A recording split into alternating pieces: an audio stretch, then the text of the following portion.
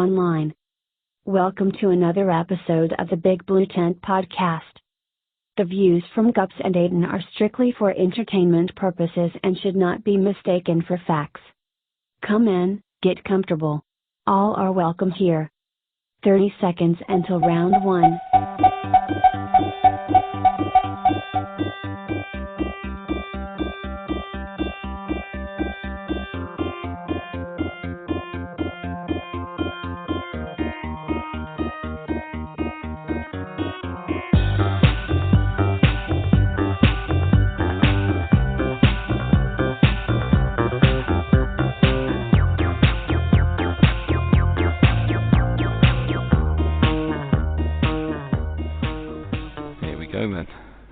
Right, welcome to the Big Blue Tent podcast, episode number 3, 17th of May 2017. You're listening to Matt Guppy and Aidan Burke of the Big Blue Tent.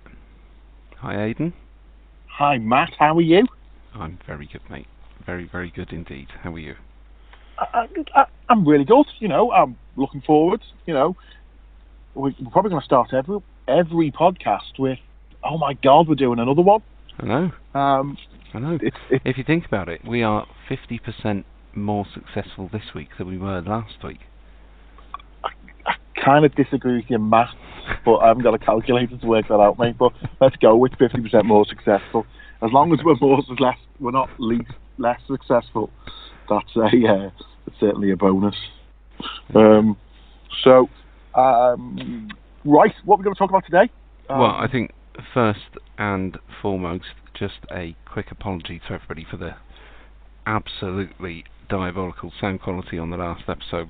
We're not too sure what happened there. I think it was a bit of over-excessive feedback on one of the mics, but I think we've got it sorted out for this one, so hopefully this episode is going to sound a bit better to everybody's ears. But thanks to everybody who did listen to the last week's show and bared with us through all the weird noises and stuff that was going on. We really, really appreciate all the feedback we've had. It's been, again, really overwhelming, to be honest. I've been absolutely blown away by the amount of people that have come up to us and said they've had a listen. Yeah, it was really popular. Quite a few people, when I was at Broxtowe this weekend, and 5 or 6 people just came up and said, listen to the podcast, thought it was really good, spent a lot of time laughing. Spoke to Birdie. Birdie was talking about, well, I put it on because he, good mate of Stu Wood, really wanted to hear that Stu Wood bit. And he goes, and after 5 minutes he fell asleep. Yeah. So if you're suffering and you're struggling to go to sleep, listen to the Big Blue Tent podcast. Yeah, I think really maybe on the last one, what really helped with that was probably your initial 27-minute monologue that you did to introduce the Big Blue Tent to everybody. Yeah, even I got a bit. And the other one was the amount of times I say, Yeah. I think I went, and you went, yeah, I do know. That wasn't great. I do know, So that was great. Regarding racing, I was at Broxtowe. Well, hang on, mate. Before we get into where you've been racing and where I've been watching, I think we also need to say a big thank you to last week's guests, Chris Healy and Stu Wood, for coming on. They were great. Both of them were great. Absolutely great to have on, and we've got somebody else coming on the show tonight. This evening for me and Aidan. I don't know when everybody else is going to be listening to it, but we have got somebody else coming on the show tonight. But also, before we go any further, we just want to say a big thanks to the Big Blue Tent sponsors, as always. Number 5 RC, Mike Parker, up in the north. I thought Aidan was going to do it. Hey, Mike Parker, but let me down there. No, I didn't. I didn't. No, you didn't. No. I was drinking coffee. Okay. All right. I'll just carry on with this bit then. Nuclear RC for your clues and acetone CML distribution. Jet Set Robot, who has managed to sort out all of our, or pretty much what we think most of our technical issues this evening and over the last couple of days. Well done, Seven. Well done. Thank you, Seven, for putting up with my impatience. Some massive flounces. I do love a good flounce.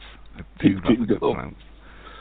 My flounce at Bury, I think, was one of my best, but we can come back to that at some point. And of course, RC Octane, John Finch down in the Southwest. You can find anybody who's listening if you go on the Big Blue Tent Facebook page or the Facebook group, just click on one of them and you will find all of those guys on there somewhere. Yep. So, you've been racing at Broxtowe with the Opal crew? Yes, I did. The Southpaw sort of in a Big Blue Tent we went on Friday. Chris Tips, really good, drove us all down in his big truck. For people who don't know, Broxtowe is a definitely a 1/10 Astro track. I think it's north of Derby. We've got some videos. I posted the memory card to you. Yes, I got that this morning. I've got it in my hand. Brilliant. Here, I will be looking through the videos and getting everybody's, all the videos that Aidan's done of Broxtowe at the finals. I'll be working my way through those and getting those uploaded to the Big Blue Tent YouTube channel very soon. I have got a bit of a backlog of videos from the ones that I did last weekend as well, so there are going to be a few going up on there of the racing at Broxtowe. But so we got there how about, was it in the tent then? How many turned up in the end? I think Broxtowe was nearly full regarding total numbers. So that's like I think they had 12 heats. Nice. So that's the full 120. In the tent for us, there was me, Tommy, Chris Tips, Steve Garner, or Stu Garner. If you look at the results, there's a Steve Garner and a Stu Garner. Borley, we had Jay and Mrs. J. They were in our tent. We had Birdie and Manesh next to us to one side, racing four-wheel drives. Mr. Nerley, Stu was Jimmy to the other side. Jimmy and Trevor. Trevor were there. They were good boys. Enjoyed their day. We got there on Friday. We set up. We were doing a bit of practice. Oh, tell you what. Well, we should have mentioned this in the sponsors. I used my lap monitor, my personal timing thing. Yeah. So just set that up. You know, I don't read instructions really, and I don't spend any time prepping. Just turned it on, put one of the infrared transponders. You know, I've got a spare plug on my receiver, so I can plug me PT in and me new infrared one in. Set that up, connects to your phone, and I had a spare one. So me and Borley were going round, and as you're going round, just counting your times. And it just goes around, lap 22.51, best lap. Borley, in fact it said Barley, 22.53, best lap. And everyone was so impressed. I've just ordered 4 more. Oh, no way, yeah, they are great. Like I say, Steve up on Steve Ashton when I went to Mendip last time for a bit of a practice up and down there, and it did look really good. It did look really, really good. I was well impressed. I think we'll lose them. So I spoke to Frank, Franck, the French fellow who's done this via a Kickstarter for Lap Monitor. Finding out he's on Facebook, he's on the Big Blue Tent page. You know, I thought it was just great. It just works. It works beautifully with your phone. You can run practice. You can run times. It remembers all of your practices. So you can go back to historic practices and sit there, and boy, it was like, it's like, practice at 2:30, but there's our times. But it splits all your times out. You can give transponders to people and their names, and it just worked really well, and that was great. So we had a couple of practices, a couple of goes round. He hadn't set the track up. There's some pictures of the track I took. I think I put them on the Big Blue Tent page. And then they set the track up. And just as we were going to go out again, because they actually have a meeting on a Friday night, the rain came. Oh. So we thought, sod that. So we went back to the hotel, we unpacked, we went after a lovely steak and chips meal. That was great. Got up next morning, got the track bright and early. So who was leading on the Friday night? Who was the clear front runner of you guys? Well, actually, me and Bawley that was the closest me and Bawley were all weekend.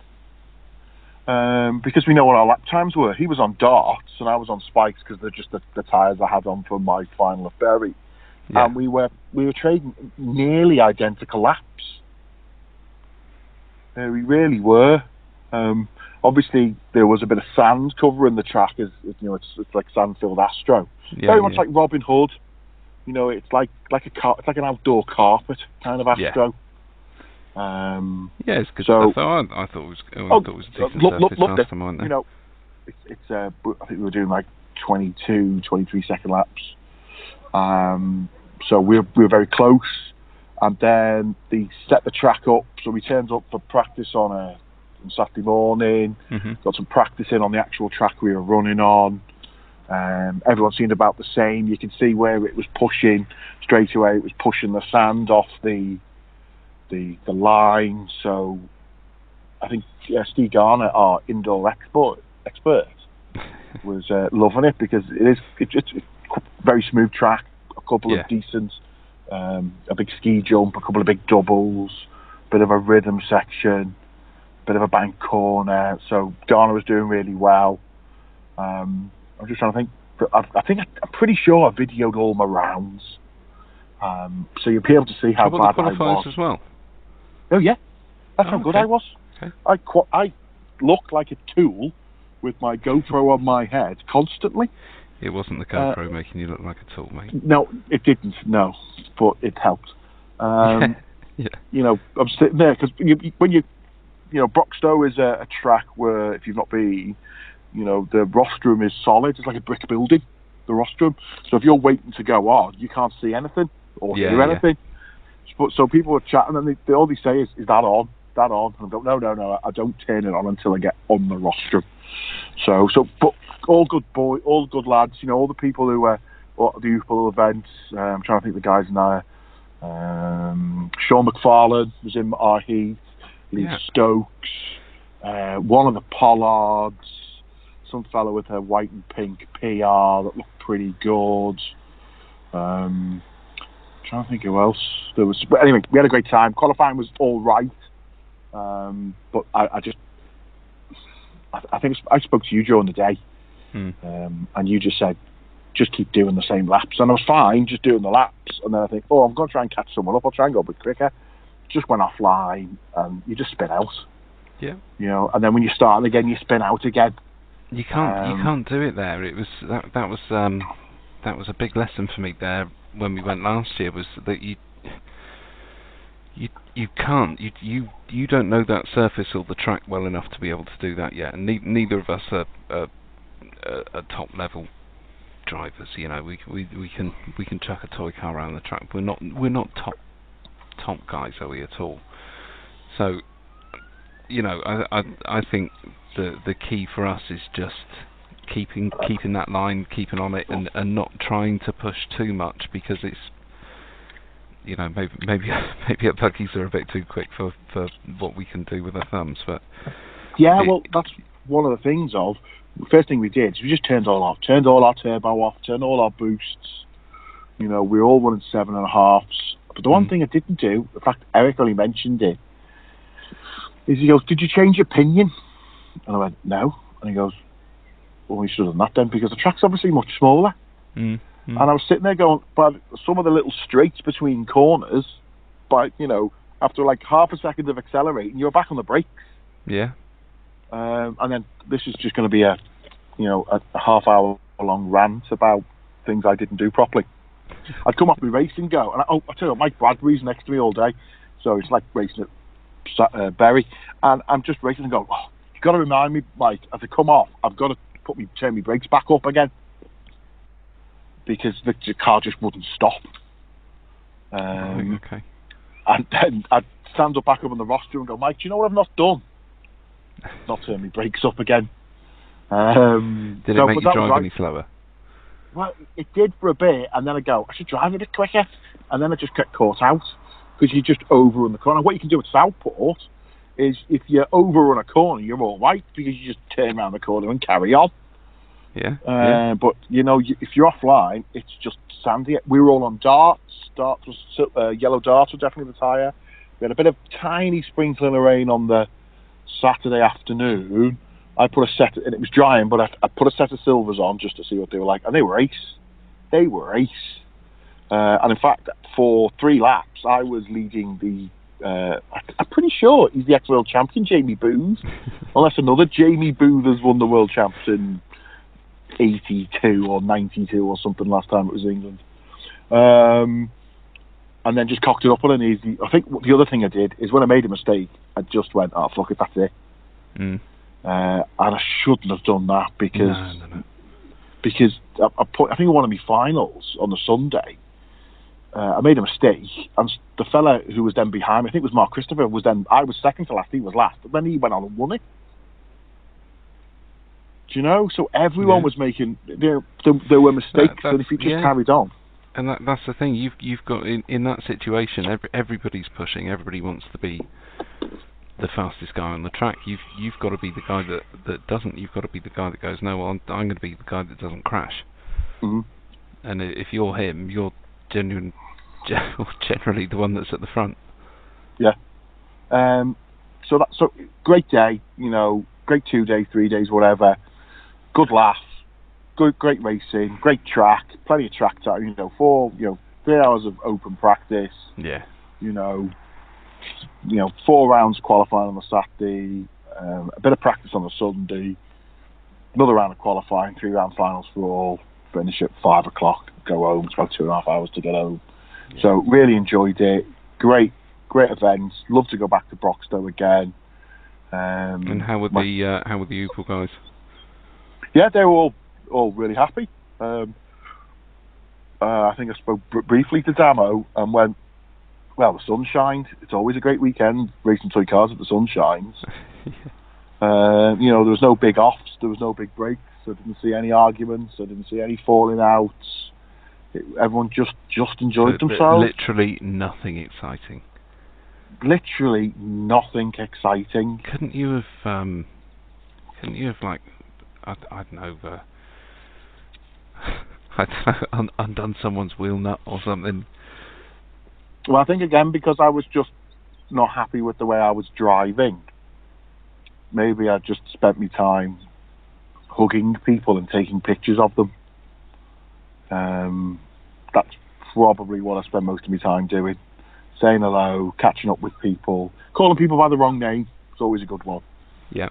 And so especially people you've been speaking to for a while as well.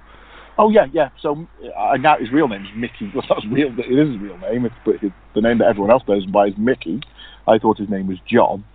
And I always love my Opels because I'm sure he just does 9 quick laps wherever he goes and stops for 2 minutes. Just to put himself in the bottom final. 1, so he has an early dart home because he's got to go all the way back up to Jocko land. And 2, because he always seems to win his final. Because he's in the bottom one. But he was devastated. He put himself in the middle of the second from bottom final. And I don't think he won it. Oh, and that was me bit of on me qualifying when Jamie Booth turned up and just did someone's round, and I went off third. I was clearly leading. It was all doing well, and then I just went over the ski jump to the far right hand side. Didn't land it right. Turned my car over. Mickey Dunn's there. They nearly called him John Boy Walton then. Mickey Dunn's there, and I'm going, get that car! And he went to go, but the other cars were like 6 foot behind me. So we had to stop, otherwise he would have been hit in the face by 4 cars. And that just really annoyed me. Well, I mean, any good marshal would have crawled underneath where the cars were going over. He should have. So I gave him some abuse. We were both on the same marshal point, actually, so he had to wait for me to take the abuse. But then he did make it up, because in the next round, I was doing okay again until I threw it away near the end. And the car I've seen you do that a lot. Yeah, recently. And the car that was leading, that did crash. And then as he marshalled it, he then dropped it again on its roof, which let me drive past. So well done, Mickey Dunn. He kind of made it up for that. So Mickey Dunn, the best Scottish toy car driver there is. There you go. It's a fact. It is now going to be posted on iTunes for all to know. Yeah, the most winningest Scottish toy car driver. Well, I mean, for me, I went to Mendip and Tiverton on Sunday. A day at the beach on Saturday, but yeah, Sunday I wasn't racing. I just turned up, did a bit of recording. I got a qualifier. I think it's on the YouTube channel of John Howe at Tiverton, doing a bit of qualifying in his B6. That was pretty good. Way too low though. I think as he was going round in his first one, I was watching him go round, and I could see the car sort of hitting the floor whenever he was going round a corner, and it was just way too low for the track. I mean, Tiverton's not the roughest track in the world. There's a decent sized jump up there now, but the Astro's pretty well put together. It's a bit sandy and slippy still at the moment, but it is still pretty fresh. You got they don't run on that track over the winter, so it's now they've started to use it again. All the sand is starting to come to the surface, and it's just getting those first few races out the way for them makes a really big difference through the rest of the year. So I think if everybody just grins and bears it for a little bit, it'll soon grip up again. But yeah, you could see the car just wasn't quite on it. It looked really good. It just wasn't quite there, and he jacked it up a little bit for the next round. Did a load better. So yeah, that was good. And then I went up to Mendip, watched the rallycross guys up there. That was a decent turnout for them. What's the rallycross? That's like your 1/8 on road stuff. That's the 1/8, yeah, the e-buggies with the rallycross shells on. And they use the big, the Mendip on road tracks are I'm sure most people that would listen to this know the Mendip on road track. But it's one of the sort of bigger on-road tracks in the UK, I guess. It's a huge, great big track. They everything up to the 5th scale on-road guys use it, so there's plenty of space on there. But they use that, and they cross over onto the grass verges, and it is used as a rallycross track now, really, rather than a touring car track. But that's great news. fun. Really, really good class to go and watch. They're four-wheel drifting around the corners, and yeah, absolute mayhem, but well worth it. And they've got so many people turn up to do it now. It's crazy how that class has taken off. Well, that's all good news. Any kind of on-road usage is, especially if it's like rallycross. I prefer rallycross than touring cars, as well everyone knows. So. What we probably do, especially if you want to talk about Broxtowe and other things, is I can go and try and get hold of Mike. Oh, great idea. Should try and get hold of Mike? I think he's ready, right? I don't know how this works with me adding people. So, well, obviously, this is our guest that we spoke about coming on tonight, Mike Parker of Number 5 RC, the original Big Blue Tent sponsor. So, if Aidan can get him added into the call, hopefully we should be able to hear him as well. I think he's here. Is he? You're alright. Hey, hello buddy. Hey. You alright? Yeah, good man, how are you? Yeah, good time mate, good time. Yeah, little one's in bed now, so just trying to find find a quiet corner of the house.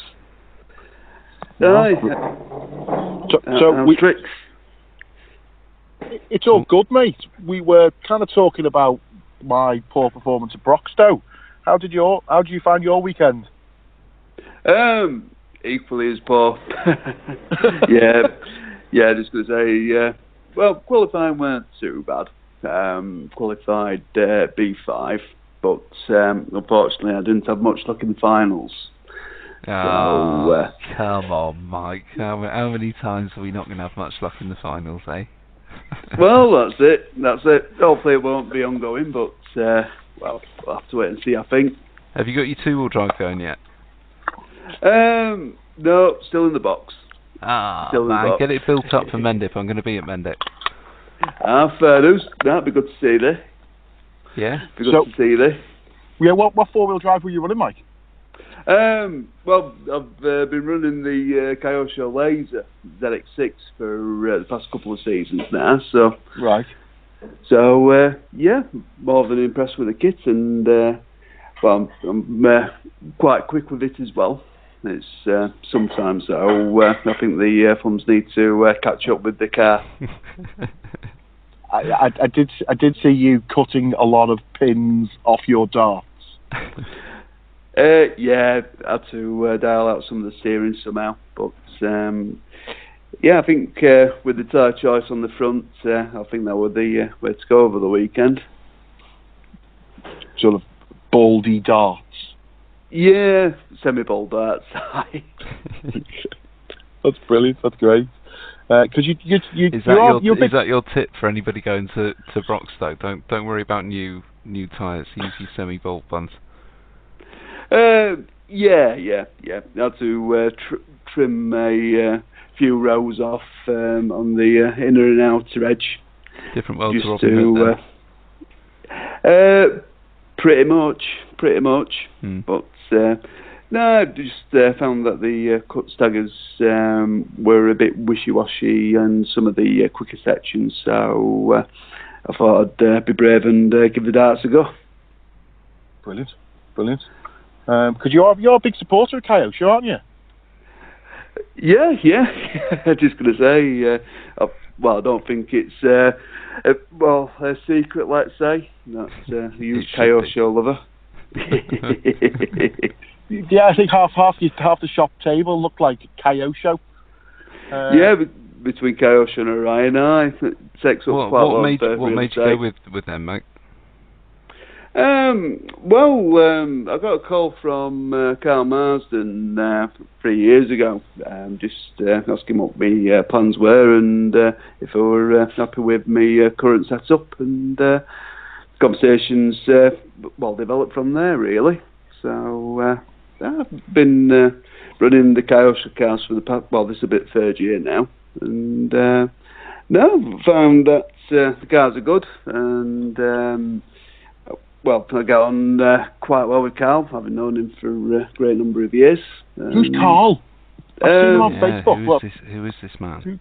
Yeah, it's Carl Marsden, and he's still handy with the sticks now, but he used to race many years ago. That's how I got to know him. And it was very much at the sharp end at national level and at European level. Right. And pretty much like me, had a bit of a break from racing, but continued working within the RC industry, and that's kind of how I got to know him, really. So is he like the Kyosho man in the UK? He is a representative for Kyosho, and he's been with them for quite a few years now. And there's him and Mick Craddock, and Mick's more centred around the ape side of things. Right. Okay. Whereas with Carl, he covers off more of the 10th. Oh, Ace. Well, I've just sent him a friend request. You're sorry, Paul? I've just sent him a friend request. Fair do. We'll get him on in about a month's time once we get through our list of people you want to speak to. Aye. What I'd like to see. So you had a bit of a break. So did you start RC racing as a kid? Is that where you came from? Yeah, pretty much. I started up in about 1987, 88. Yeah.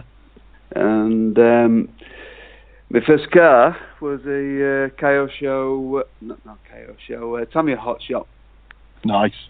So, I can remember my first kit quite vividly. Did you paint the shell? No, my dad did. Is that where you get your airbrushing skills from? Yeah, Yeah. The airbrushing, well, let's say came over time, but with the first body shells that we had, it was quite literally a case of painting out from, well, let's say brush painted from the pots of Tamiya. Yeah. Nice. So, with mine it were pretty much box art, as I say. And, well, got me first car, and, well, me and my dad found, well, let's say a local club down in South Yorkshire. A place called Romarsh Buggy Club. Okay. Right. Okay. Is it still going now? Unfortunately not, no. And, well, the site's no longer there. It's, well, been developed into houses now, so... Yeah, it's a bit of a shame, but it's how things go. Yeah. So, well, you have got quite a few... You've got some, Robin Hood's not far from you, is it? No, it's about a 40-minute drive from where we are. Is that your sort of local then? Well, we're quite lucky that we're pretty central to some of the tracks in the northwest too. So, Bury Buggy Club's similar distance. Right. And but well, let's say my local is Batley Buggy Club. Right. That's another long-standing club. Yeah, I think I've been to Batley once. I've not been up there. Yeah, it was very dusty when I went there. Oh, was it recent? No, it was probably 4 or 5 years ago. Right. Yeah, well, I mean, the track's, well, been at Spenbury Baths for, well, best part of 20 odd years now, so right. There's quite a lot of history behind the track. Mm-hmm. But over the past couple of years, they've also put a lot of work into the track as well to bring it up to par. They've profiled some of the jumps and features and laid down some new Astro as well. Yeah, I think a lot of tracks are putting a lot of work in, especially over the last few years. So that is a good thing to see, I think, all around the UK. Pretty much everywhere that I go, you can just see people doing bits and bobs and a bit more than may have happened over previous years. But it's really nice to see the tracks putting effort in and keeping it going. I think. I mean, you look at Torch for this weekend, the effort that's gone into that for the national that's coming up. Yeah, the place looks awesome. Oh yeah, absolutely awesome down there. Yeah, and as well as that, I mean, with and a good club, it needs let's say a strong team of volunteers. To put the time and effort in, and usually they're the unsung heroes. Yeah, they're very much so. Yeah, I don't like to think myself as unsung. I make sure I'm the face of Southport. I don't do much. I just make sure I'm the person who goes, oh, I did that, yeah. Sean Norris spent 6 hours painting the track last week. I've taken all the credit. Oh, bless. All the credit. So it was. I thought you may have come in through, because I know you first off as not just the shoppers, is like the best painter that we know. No one's going to argue with that. But so were you always an artist? Were you always drawing and stuff, or the RC that brought you in? Yeah, well, I mean, I've always had a strong interest in art, and I studied art at GCSE and A level, and then I went on to do BTEC first and BTEC National Diploma in Graphic Design. So I've always had a interest in art, and it's something that's I found that transferred quite easily over to the shells. Yeah. I mean, I've always been blown. I love the shells that you've done for me over the years. They've been awesome, and everybody, whenever they see them, everybody comments on them down here. It's always nice to know that there's plenty of kind words for the work that comes out of the booth. Yeah, I'm sure there is. I'm sure there is. You look on Facebook, there's more than enough love for the booth, mate. So, how many shells have you got to do now? How many unpainted shells are in my Target studio? Well, at the moment, I'm keeping the shell painting to a minimum. So I'm just keeping the shells going for some of the long-standing customers. You know, so at the moment I've probably got about 8 to 9 shells, which I'll probably pick up over the next 4 to 6 weeks. Right. You know, but no, it's just at the moment it's finding the balance between work and family life. Yeah. You know, so what's your favourite? I've just got a couple of questions. You know, so what's sure. have you got a favourite shell? Have you got a famous shell? Is there any shells that we could go? You did the Durango ones, didn't you? Yeah. Well, I did the shells for the kit pages for the Durango cars.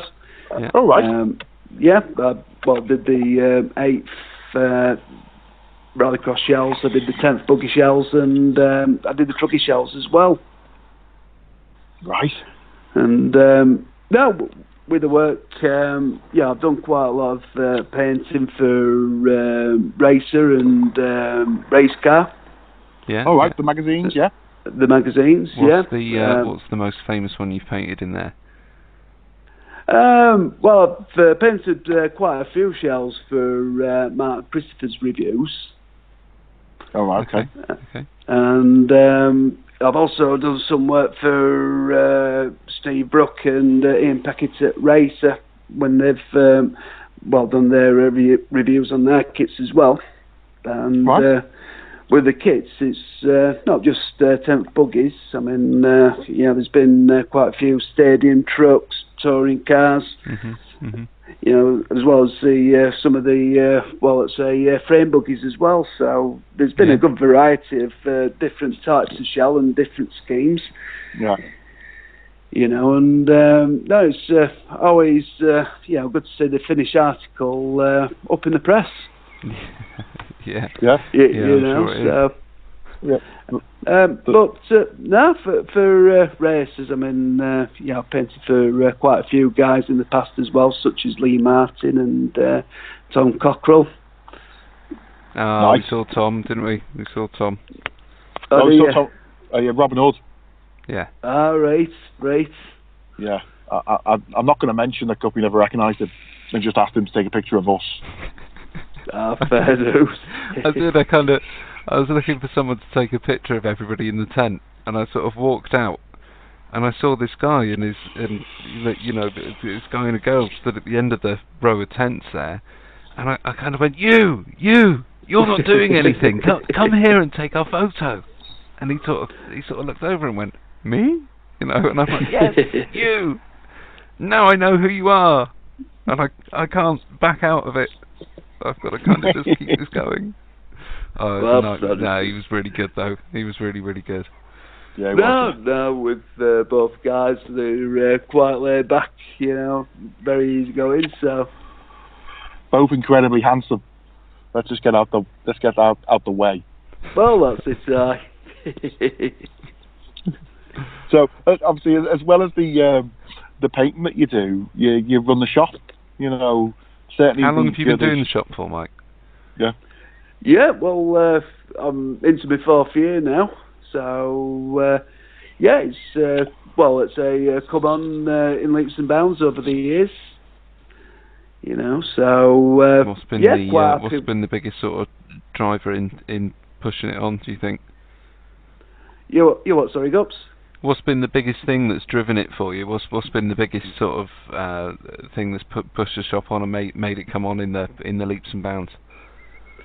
Well, I think, when it comes to it, with majority of the business through the shop, it's come through from trackside. So, I mean, I said the trackside attendance and everything else, having the right product mix and also, just making sure that you're well stocked up on tyres, rims and inserts. Yeah, and then every now and then somebody brings you an ice cream and a cup of tea, don't they? That's it, aye. I remember. Thanks, Gups. No, it's always appreciated. Not to mention the free hugs from Aid as well. Thank you very much. Yeah, we all like that. When we're famous, we'll charge for them. I mean, obviously the Big Blue Tent guys. We met you, or I met you down at my local at Mendip for, I think that was the first Oopal race meeting I did. Obviously, for anybody that doesn't know what Oopal is a website, a forum that was set up for RC off-road races, and it's just pretty much an open forum to go on there and chat stuff, learn stuff, loads and loads of stuff on there for teams and shops and clubs and all sorts of news and facts and figures and stuff. So well worth a look on Oopal. But they do a series called the Ooze, which is the Oopal Off-Road Open series. Yeah, well done. Yeah, that's one. Have I covered all the Ooze? Yeah, hopefully. I think I have. And they do that every year, and they run that through 4 or 5 clubs and hold around at each one over a weekend. Great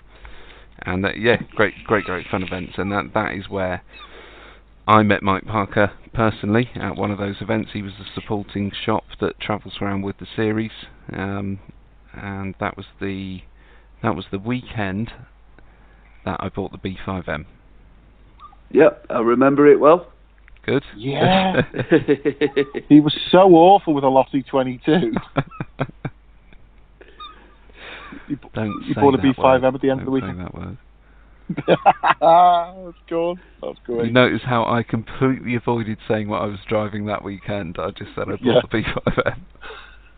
I don't know, it's almost like swearing. Yeah, there you go. Damo is going to be spitting feathers when he hears it. Yeah, there's a couple of strong lossy drivers in the Oopal crew, so yeah. But no, I think a bit of brand banter, that's what it's about, really. Yeah. Definitely. One of the local lads down here, actually, Johnny Cryer, he's he's got the 22 and he is absolutely flying with that thing. Absolutely flying with it. When he's got it right for his driving, he's absolutely flying with that. Clearly, not as quick as somebody in a V6, but it does look good for a Lossie. It looks good for a Lossie. Down as well as that. If it was a RB 6.6, like, who knows? Yeah. I love Mike, and I don't love Mike as much as I love Lee.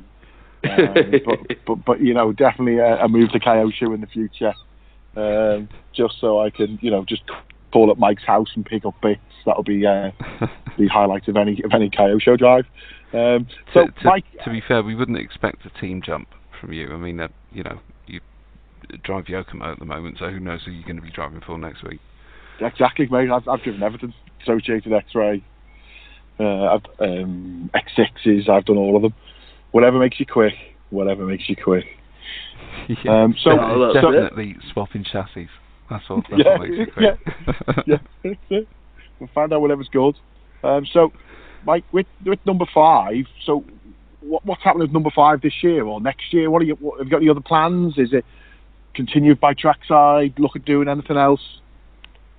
Yeah, well, I mean, I've been putting more focus onto the website side of things during the course of this year. And with the, short-term goals is to bring that fully up to speed, because there's quite a few things which, let's say I need to get listed on there, basically. Mm-hmm. But it's like with everything else, there's always new products that's coming out all the time, so just keep on top of that. With the new hop-up parts that come from the likes of J Concepts and RDRP, etc. And also just keeping up with the promotion of the business through the likes of Facebook, etc. Just keeping on top of that. And I think we give you a hand with that in the Big Blue Tent. Yeah, and it's always appreciated. You were there from the start for me, mate. So always be there, mate, as well. But long-term plans. I mean, looking at everything evolves, and I'll probably look towards the ready-to-run market at some point. Right. Initial focus, so it's just concentrating on what I do, which is 10th off-road, really, and just build a business up in around that. Who's your biggest rival in the 10th off-road scene then for your local club, and I suppose for the series for us it would be the Youthful series. Who are your two biggest rivals in those? I'd like to say probably Craig Mead and Stu Early. Okay. Oh, nice. Yeah, often see them in qualifiers and finals, so usually have a good bit of banter before we head out onto the track. Yeah, good. So if you beat both of them, you've had a good day. Oh yeah. No, more than happy, but at the same time though, we all follow each other around on the track, and that usually makes some really good close racing. Yeah. And I think it's good. I know Guppy started off by saying when you get your two-wheel drive, but built. But I think you should really concentrate on four-wheel drive, because then I won't hate you when you beat me. Well, no, at the same time, I think initially I'll concentrate on not breaking it. Right. Like I did in Army Legs over the weekend. Car show, mate. Take a lot of concentration to keep that in one piece. No, just one of them weekends, really. But I found the car to be quite sturdy and quite robust. Mm-hmm. But I don't think Lady Luck was on my side this weekend. So. I mean, we've got a few guys that run them down here. Not so much a four-wheel drive, but a few that run the two-wheel drive. Lee Bryant runs a two-wheel drive down in the southwest, and does look really good. It does look good going around the track. I'll give him that. But why do you think there isn't so many of them about? Because even when I go to Upel or when I go to a regional, or I sort of travel up to Southport and some other places, why do you think you're not seeing as many RB6.6s as you could? Yeah, I think every region has, well, let's say, a strong brand, and with the Coyote shows, we've done a lot of work up in the northeast with the cars, and initially it was me and a couple of other guys running them 3 years ago, and now we've probably got about 15 Coyote show drivers running about now. And in the Mid East, again, it's quite a strong. There's quite a strong following there. Well, let's say throughout the country, Coyote show don't have they don't. Other than Elliott Boots, they don't have a consistent final driver at national level. Yeah, 1/10. Yeah, I see what you mean. Yeah. But at the same time, though, there's quite a few guys that are running at national level, and they're consistent B&C finalists. Right. And no, I think it just takes, let's say a few guys to run them at regional level, through the country to, show the car's potential. Yeah, fair point. I think that a lot of the trouble is that if you haven't got a particularly attractive deal for a team driver now, I'm not saying they don't do a great deal for the drivers and that sort of thing. I'm not trying to say that, but I think if the thing that's dragging the drivers in at the moment is the cost saving of it. If you can offer the guys a really cheap package, who's going to turn it down, really, apart from the sort of really dedicated team sort of drivers. That's what I think a lot of manufacturers are coming up against, is that it's reasonably easy to approach a company, write them a letter, ask for a team drive, and you will find that some companies will take most people on and give them some sort of discount. I don't know, maybe a car show a bit more like the sort of CML team, where it's not so much flooded with drivers around the country. It's a bit more, the guys that are on the team are sort of good drivers or knowledgeable people, or they're quite helpful around the track. And who's on the team for Kershaw that I know, who was it? Chris Rowcliffe used to drive for them down here, but he's stopped driving for them now. Yeah, I know. As far as I know. Yeah, well, I know Chris has run Kershaw for quite a few years. Yeah. But amazing driver as well, fantastic driver. But no, at the same time though, Kersha's got some pretty solid drivers.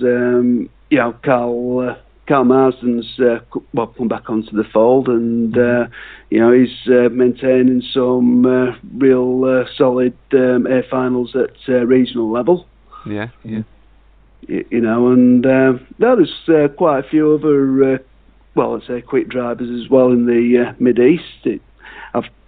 Let's say take up some of the spots in the A and the B finals, and also up in the Northeast. We've got a few more drivers on board, so it's gradually filling up. Let's say the top two finals. I think it's just one of these things where, when it comes to Kershaw as a team as well, there's a really strong support behind it as well when it comes to let's say set up advice and everything else. With some of the young drivers as well, there's also the aspect of mentoring too. Yeah. There's a couple of quick lads like Ben Pugh, who races out in the Midwest, and he's coming on. So, with Kershaw, they don't actively, let's say, approach everybody. I'm not saying that's they're selective or anything, but it's good place to be when you got the supporters, as well as the package. Yeah. You get quite a lot with the buggy as well, don't you? The 6.6. I think you get quite a few options with that when you buy the kit. Yeah, you've got 4 gearbox options. So it cuts out the need of a separate wet car. And are you finding that people are just building another car anyway and putting a different variation of the box on it? For a lot of people that run the cars, they don't. There's quite a few that, let's say, build up a separate gearbox, and if they need to, let's say, change to a wet setup, they've got a gearbox on standby. Yeah. So. I mean, there's a few guys who have, let's say, a separate wet car, but it's not absolutely vital. Yeah, I mean, this is the thing, it's a similar sort of thing with the B6. I mean, you don't get all the options in one kit. It's the 6 or the 6D, but if you get the conversion, it is reasonably quick and reasonably simple to swap one gearbox to another, but I just don't know anybody that does it. Everybody I know has got both cars. If they've got a B6, they've got a B6D for when it's wet. And if you're anything like me, you don't want to make a massive gearbox change at the track. You want to just be able to pick up another car. I don't. I just run with the B6 regardless of what the track's like anyway. But you know, I get that people want the option. I don't know. I just think it's one of those things where if you're going to have a wet option, you kind of just get a wet car. Yeah. No, I know what you're saying, and so I appreciate where you're coming from as well. Yeah, I was speaking to some of the yoke boys because I was thinking about, now there's the new yoke YZ2 DTM. You know, the Americans have actually now figured out that laydowns are just faster all the way round, whether it's wet or dry. And I was asking what Lee's going to run at Torch. The forecast doesn't look good this weekend. It looks like we could have some damp days. And I think the thoughts from the yoke group is he probably might not run a DT, a proper stand-up. He'll just run a lay down with the shocks on the back and maybe a ball diff. I know I had an issue that swapping from one to the other, having a lay down and a stand-up, and then when it was wet, I put me stand-up on, put me DT on, and I then complained that it had no steering. It was just too much of a change for me. So that's pretty good. Yeah. Okay. Well, I like coaches, and Carl's just accepted me friend's request, so we can get him on soon. Okay. And then the only other bit I really want to chat about is what annoys you. Is there anything at the moment? Because we can have rants. Because if we're lucky, if the numbers increasing, it's only like 150, 200 people who listen to this. What's annoying you at the moment? What do you think is a problem with RC at the moment, especially 110 off road?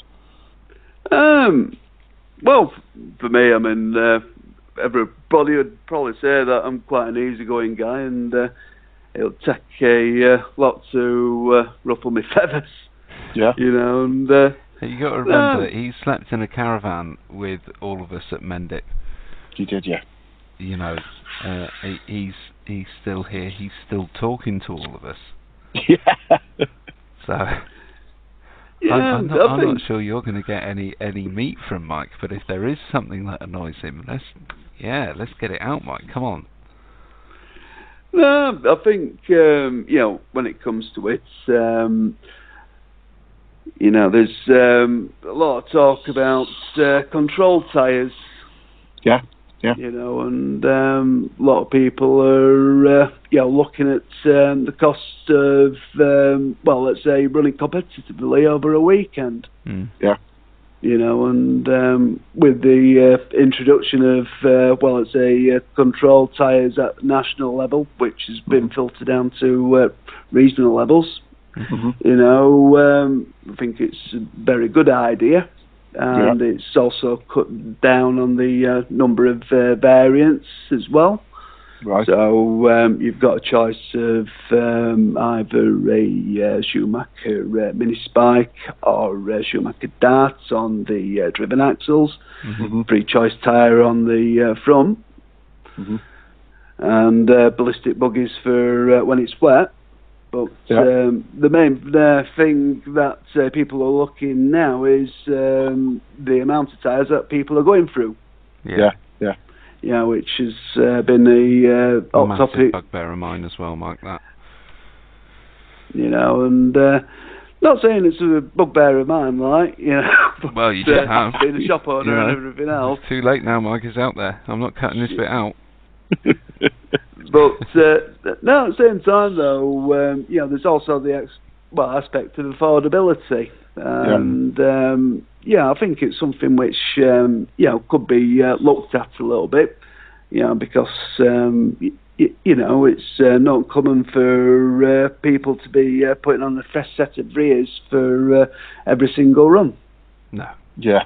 No, not at all. And last thing that we want is for people to walk away from the thing that annoys me with it is that you've clearly got drivers out there that drive for the team that make the tyres. So if you're paying a huge amount less for a control tyre at a national level, and there's no restriction on the amount of tyres you can use, I just think that's a bit, I think that's I don't like that rule. I don't like that rule. I think that gives people an advantage in the wrong way, and I get it with a chassis or a new shell or a new wing or the new bit of bling that's come out, and yeah, great, but something that's got to be an even format for everybody shouldn't be that one-sided towards the team that makes the tyres. If that's the case, then I don't know. I think you should have to then limit the amount of tyres if that's how it is. Really even it up between everybody and go, okay, you've only got 2 sets for the weekend. You've got 2 sets of dry tyres and a set of wet tyres. Yeah. I think with that, I think people would have to look at the driving style and ways of conserving the tyres as well. Or tyres that lasted longer. Yeah, true. Might be slightly less grip, but might last an entire day on one set. Yeah, well, I think with the introduction of darts as well, which has been brought about as let's say a tyre for high grip surfaces. It's quite a baptism of fire this year, and we're now finding out quite a little bit more as the season's gone on about what these tyres do and how they perform and never last. Yeah. And I know that at some tracks they are lasting a long time, but again, at other tracks, people are saying I'm not getting a run out of them, and if you can't get 5 minutes out of a tyre on a track, then maybe you have got the wrong tyre on, but that just seems like if that's the best tyre to use on that track and it's the one that's set for the track, if you can't get more than 5 minutes out of that, there's something wrong with it. There's something wrong there. Yeah, but I think when it comes to it, I think limiting the amount of tyres available to a driver at a race meeting, whether it's something which would be implemented, let's say in the coming years. I'm not sure if that'd happen or not. Also, when it comes to policing it. It's a different matter, isn't it? It's a different matter. It's all right. It's all right. Nationals, transmitter compound's gone, so there's maybe less things for us to scrutiny when the national comes to Southport this year, we're only going to need to check the electrics are on the list, weigh them, check the voltages, check they fit in the box. We're not cycling through people's trannies all the time. Yeah, that's maybe that could be done, but it can't be done elsewhere. I know I was speaking to I'll just say I was speaking to Evo, and Evo was saying normally he would last year he would run a whole new set of tyres every run at a national, and then bring them back. So they've had one run on, but he ran those darts at Telford, new set every run, came back to Bury for the regionals, and didn't think they would, and felt the drop off straight away. So he said normally on a mini spike he would, run them at a national, give them one run at a regional, and then they just do a day at Southport. They'd be fine for a little bit of a club day, but maybe darts aren't doing. They seem okay at Southport. They do seem to last a long time. We'll just see how they go. What about this? It's a bit of a bugbear of mine. Some of these distributors moving into being shops. Yeah. Well, I know it's been a hot topic recently. There's some of the things. Have you found? Is that something you're worried about? Is the guys who maybe used to buy stuff from you have now got a bit of a deal with somebody, and you just don't see them as often? Well, I can't say it would. It has impacted on me. You're having a dig at me for getting a CML drive. Is this what this is? No, No, I've got a CML drive and I go to CML, and now he's trying to make me feel guilty because I don't put any business towards Mike anymore, but Mike still paints my shells, so shut up. There we are. I was just going to go, but available on Amazon, you know. Yeah, I think when it comes to what I do, you know, like I said earlier, majority of my business, as it stands at the moment, comes from trackside, so it doesn't directly affect me. Yeah. You know, and when it comes to distributors selling direct to, well, let's say members of the public, it's something that's been ongoing for quite some time.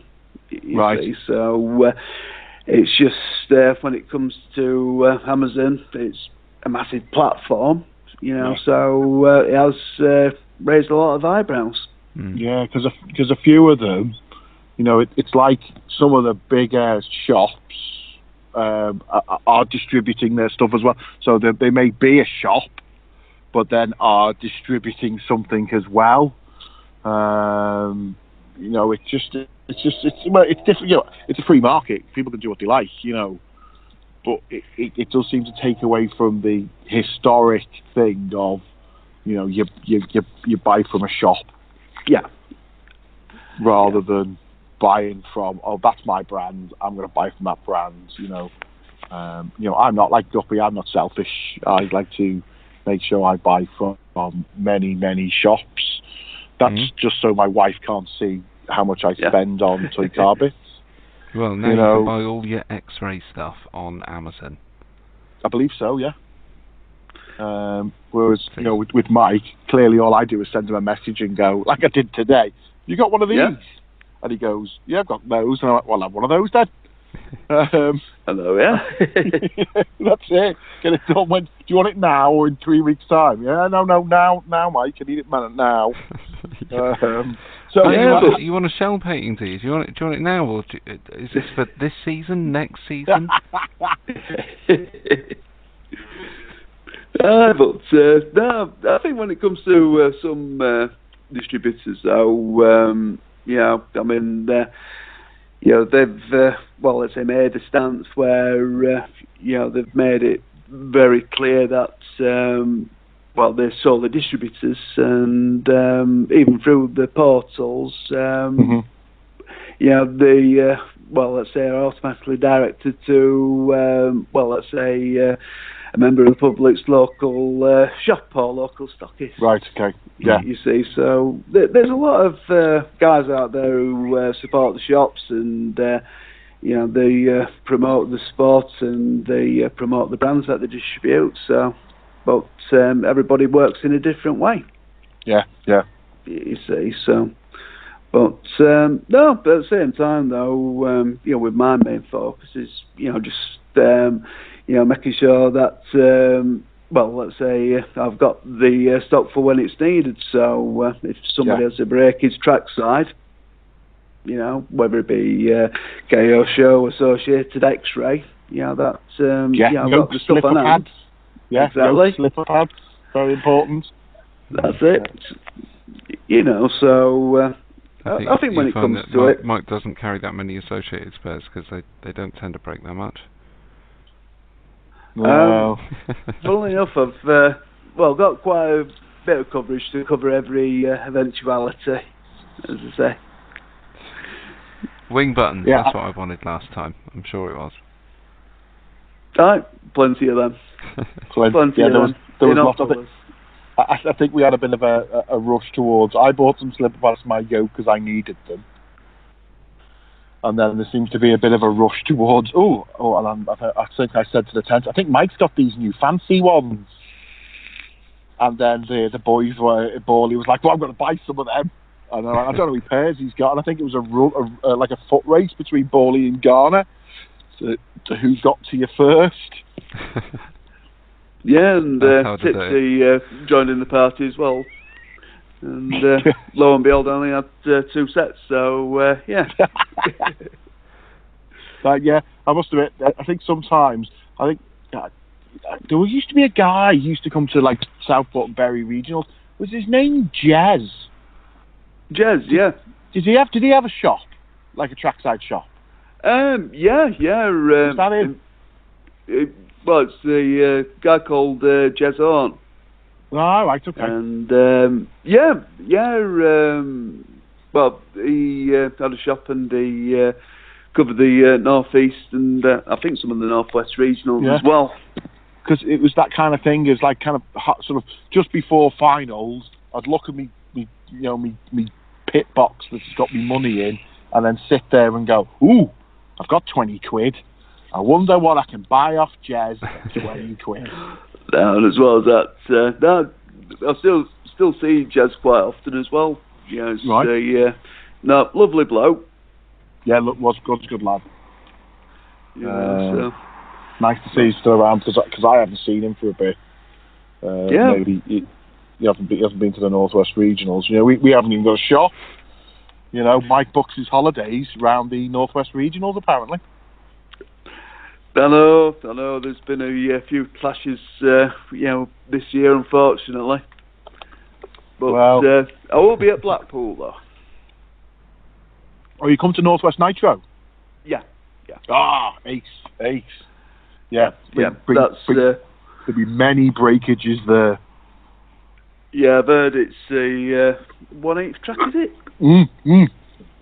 Yeah. I actually ran my car around it last week just to check. I'm going to say it's not as bad as Stoke was, but it's definitely, their little jumps are a metre high. Right. Their little drop-offs are 3 foot. The track markers are solidly made. Right. There's going to be plenty of front arms broken there. I'm sure it'll be fine. Mike's now making a note. Bring front arms. Bring front arms. Bring front arms, bulkheads, front shock towers. Hinge pins. Yeah. Yeah, I'm just going to say, possibilities are endless. Yeah, we can break anything. And then, obviously, the people who do support you, I don't know, maybe like myself, who have been crazy enough to pick up the new Team Orion Speedo. Have you got rid of many of them? Yeah, I've still got a couple of the new HMXs in. Oh, the box is lovely. Oh, the boxes. The little bag that it comes in. I'm going to put my sunglasses in it. It's lovely. Yeah. I can imagine why a Speedo that the company spent clearly a lot of time with the Wi-Fi and the apps and stuff like that, rather than the actual performance of the Speedo itself. So yeah, and they haven't even sorted the apps yet because I can't plug it into my iPhone. I think there'll be a fresh link coming through, hopefully in the very near future. Mm-hmm. It looks really good. How near is it, Mike? Have you got some inside information for us? Not as yet, but I will be asking the question. Yeah. In fact, I might send Carl a message. Where's my iPhone lead? I've seen Hoopo set it up with a phone. I'm like, I'm not getting a Samsung just to play with my new Speedo. But it does look really nice. And the box is the most beautiful thing in the world. Yeah. Well, I think early days with the Speedos as yet, but one of the things which I'll be looking at is doing a separate chat forum, for any of the guys who've got these Speedos, just to have a question and answer section, just to try and work together. Aiden about it. Yeah. Lee is dead. Long live Carl. You wait. Somebody's now, like they did to me. Somebody's gonna play this, just that bit to Lee. Lee knows I love him. No, he doesn't. Not anymore. Not after this event. He will. Wait till you see the 8-minute practices he's going to get at Southport National. It's going to be ace. What about that, Mike? Surely that must annoy you. Only 5-minute qualifiers. What's that, sorry? Surely we can do more than 5 minutes these days. Well, I think when it comes to, let's say, the capacities of the lipos these days, I think we could run for a 6th or a 7th minute, surely? Yeah, I think so. I think we should start a campaign for 10th scale off-road electric internationally to be a minimum of 6 minutes. Well, I think that should be passed to the powers that be. I think it should. Yeah. I think somebody that's listening to this should pass that to them and say, this guy is speaking sense right now. Yeah, so I'll send the podcast to Paul Worsley and Dallas. Okay, Yeah, and say, in fact, I'm running Southport this weekend, so maybe we can do 6-minute qualifiers there. yeah, do it. Do it. Yep, could set a trend there. Because, well, I'd have to figure out how to do it. That's the Oh, biggest God, issue. no. Just run it for 5 if you're doing it. Wait for Eric to come back. Yeah. You'll probably turn up halfway and the clubhouse will be on fire. And I'll go, it wasn't my fault, I didn't do it. Even in there. Okay, so what we should do is we should always make sure that, you know, everyone supports Mike. You know, I know he's got a great website, but, you know, a lot of the time... how do people get to your website, Mike? What's the website address? Yeah, it's www.number5rc.co.uk. Lovely. Great. And but I just tend to send him messages. Have you got one of these? That's it. No, for anybody that's needing any help or needing help, just feel free to give us a holler. Yeah, and we always like ordering our tyres beforehand. You know, send Mike the message. He always says a week before, and it's normally the night before the meeting when I go, ooh, Bawley wants 5 pairs of darts, Tips wants 6 pairs of darts. And then you just turn up on the first day, and Mike's got a little bag for you. Oh, I love Mike's little bag. Yeah, a little bag. Oh yeah, you did you put a raffle prize in for Oopal, didn't you? You put a surprise box. Aye. Oh, what were they about? What were the surprise boxes? I did see the photos. I didn't see what was in them though. Yeah, well, in the first mystery box, it was a couple of bottles of Badger and a pair of tyres and a pair of inserts. Nice. So something a bit different. And, there'll be plenty more mystery boxes to come as well. Ace. I think the guy on the Big Blue Tent, Ian Tomlinson, won it. He was the guy who won it. He said it took him about 10 minutes to get into the box. Yeah. I'll say it took well. Yeah, it looked it. How many rolls of tape did you use on it? Just the one. Roll of parcel tape. Yeah, I think with the let's say next few boxes I'll be doing. I'll be putting a bit more thought into what I can contribute and put in there. Okay. Yeah. Okay. I like Make sure the best anonymous one is the one you do for the Mend It brand. Yeah. In fact, I've got a few ideas for the Mend It one. Okay. Yeah, and don't tell me and Guppy where they are. Otherwise, we'll wrap our own surprise boxes. Yeah, shaken and squeezed. And then we'll make our own surprise box, which will be full of surprises. Okay, well, Mike, it's been great. It's great catching up with you. Sometimes it's difficult on the race day. You're racing, I'm racing. You've got your shop to do. There's people there, so we don't have a great time. So, it's been. I've really enjoyed our time. I'm gonna let Gup say thanks, and I'm probably going to let you go, mainly because I think the battery's just about to run out. Oh, So it's been great. Well, thanks for having us on, guys. Pleasure, it's been as great always, chatting Mike. to you. As always, buddy. Yeah. And number 5 RC, Mike Parker, an absolute hero. Yeah, cheers, guys. On the Big Blue Tent page or the Big Blue Tent group, like we said before. Yeah. But Mike, always a pleasure, mate. I'll look forward to seeing you at the Mend It round of Oopal. I think that's the next time me and you will catch up. But I'll look forward to that. And I'm having the front room in the caravan this year. Fair dues. What have I got then? You can go in with Tommy in the Yeah, snorer. yeah. Lovely.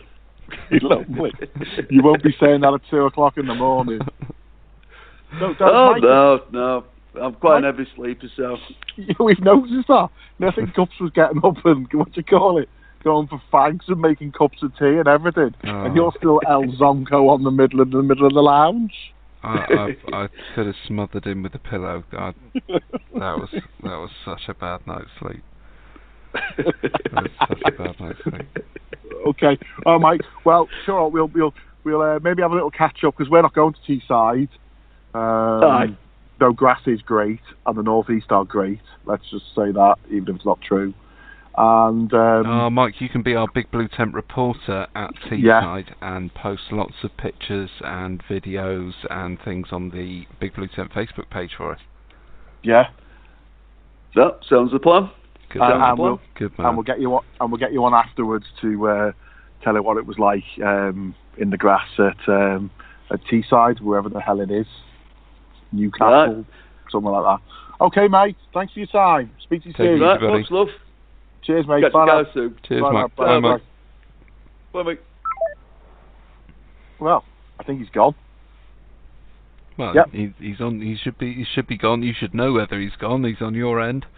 Yeah, no, I think I've hung up on him. Ah, okay. Yeah, right, okay. Well, So Mike, thank you very much for coming on. Absolute superstar. Yeah, just a real hero. Just a really nice guy.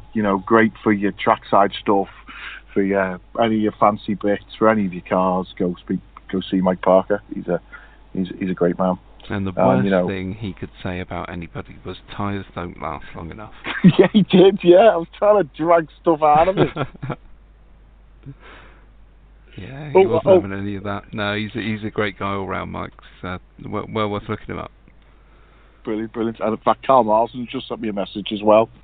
So maybe we'll speak to Carl Marsden about maybe what Kyo Show are planning to do. Yeah. Mainly based around how many free cars he's going to give me. That's important. As long as I get half of those free cars, that's fine. Yeah, well, you won't waste them though, because I'll tell. I know, but I can sell them and buy more associated stuff. yeah. Hi, Rust. Is it Rust Talented Lee? Is that the CML fella? Yeah, we all love Rust Talented Lee. And who's the other fella? Who's the big man? Oh, Keith. CML. Keith. Yes. Jason Yeah. He's Potter. Yeah, you can sort them out. That was really good. I enjoyed speaking to Mike. I think we actually got to a few questions that we wanted to speak to him about. Yeah. I thought that was really good. We've got a national coming up this weekend as well, haven't we? Oh, Torch, yes. Torch, big drive for us, Northerners. I know Evo's going, and Eric's going for two-wheel drive. Yeah. We're hoping for a good show from for us Northwest boys. The Holdsworth to be going, the young lads there, Stu Early's going. I don't think Tony Parr is. Evo. I suppose I don't know if they count Kevley as a Northwest boy. He certainly lives up here, but spends most of his time in the Midwest, I think. With the PR team, Crompton. There's going to be all the top lads are going to be there. All the ones from the last one, I'm sure, will be there trying to battle it out. But hopefully there'll be another video like there was at the last one. Oh, that was a great. Yeah, we need to. We don't know. I don't know who that is. We need to find out who did that video. Was it Idle Murphy? Yeah, I don't know what Idle Murphy. I don't know. If you're listening to this and you're Idle Murphy, then give us a shout on Facebook. Yeah, or Idle Murphy, or whoever did that. If you know him, because I thought it was really good the way he, cut the video together. He cut all the A finals and put them all at the beginning, and then showed everybody else's. It was really good. Those videos are I like watching them. Yeah, definitely. Hopefully we'll be able to see some of the Broxtowe ones. I think there is one where I basically videoed the sky. I can see that happening. It's all right. Yeah, you can work on that. But, yeah, I think it's all right. I was petrified to get the front of my hat in when I should have sort of just videoed the bottom of my hat, and then we know we're pointing in the right direction. So we've got the Torch National coming up. Tiverton We've got for us down here this weekend. Is that where you are? Where at Southport? We've got a 10.5 competition. I'll do another book. I'm actually trying to get Stu Jones down from South Lakes because he runs the Northwest Regional meetings on RC timing. So I've said, well, why don't you come down, mate? It'd be nice to see you, and you can just run the race and Joel. Answer any questions. We can hopefully I'll try and get some videos, not just of the racing, but of the lap timer working. I think that'd be really good. That would be good. I think post that up on the page if you get a chance to do that. Yeah, we'll do those. Just work on stuff going forwards. We've had great feedback from the people. I know I've had great feedback from the people I've asked to come on the podcast. You know, which has been brilliant. You know, and I think we will just keep going on with that. Just getting on people that we like to speak to. I think that works really well. You know, I know you're working on. I'm just going to say this: global superstars. We'll get there. I think next week is going to be hopefully a couple of people coming on the show. That will be great fun to have on. Hopefully, but we'll talk to them over the next 7 days and see what we can get sorted out there. But that should be good. If there's anyone wants us to try and get on, that'll always really help. You know, if we turn around and sort that out. And also, one of the things, you know, Zach, your mate Zach from down there was sort of saying, well, you know, if anyone wants to hear about the craziness that is 17.5 stock buggy racing in the States, I think that's where he's come from. You know, that would be great. If you just want to come and rant for 10 minutes, you don't have to spend an hour on the phone chatting to us. You want to come on and rant for 10 minutes about something that you like or dislike, you know, we'd love to get you on. Just download. This is all being done over Skype now. Yeah, download the Skype app. You do need Skype if you want to come on now. So we're doing everything through that. But yeah, Zach's a great guy. He's from the States. Loves his buggy racing. And yeah, I don't know what the deal is with the 17.5 stock classes over in the States. I think it would be an interesting thing to bring in over here. Maybe not 17.5, maybe like you guys do up in Southport with the 10.5 class. That seems to work really well for you in the summer months where you're not having the big race meetings on.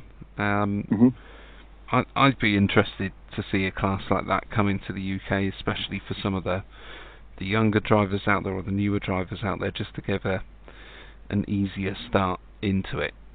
You know, a 6.5 ton motor in a buggy when you first start out is just a recipe for disaster, isn't it?